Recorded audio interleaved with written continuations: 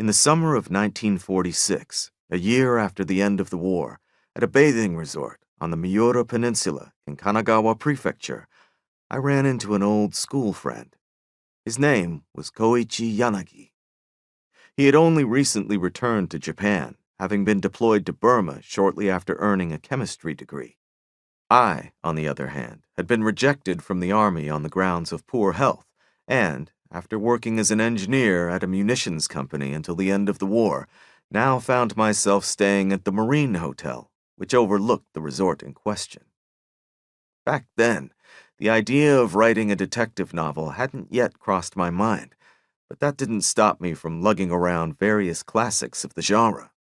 Books I had devoured over and over since childhood, often to the detriment of my actual eating habits. Of course, Koichi knew all about this passion of mine.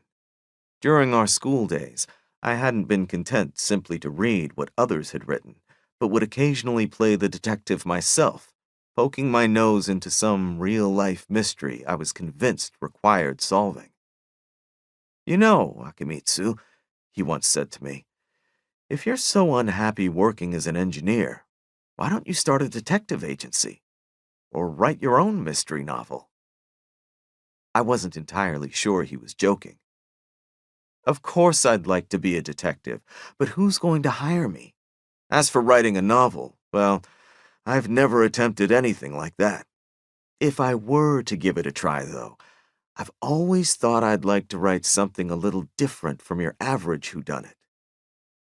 Something a little different? See, most detective novels have some hapless Watson type following Sherlock Holmes or whoever around and relaying his dazzling exploits to the reader. It's all a little dull, really. Then there are the ones where the detective himself turns out to be the criminal, but these days that's starting to feel rather stale too. There's even the idea of the Watson-style narrator confessing that he was the murderer all along. But Agatha Christie already did that quite masterfully with The Murder of Roger Ackroyd. Well then, how would you write your novel?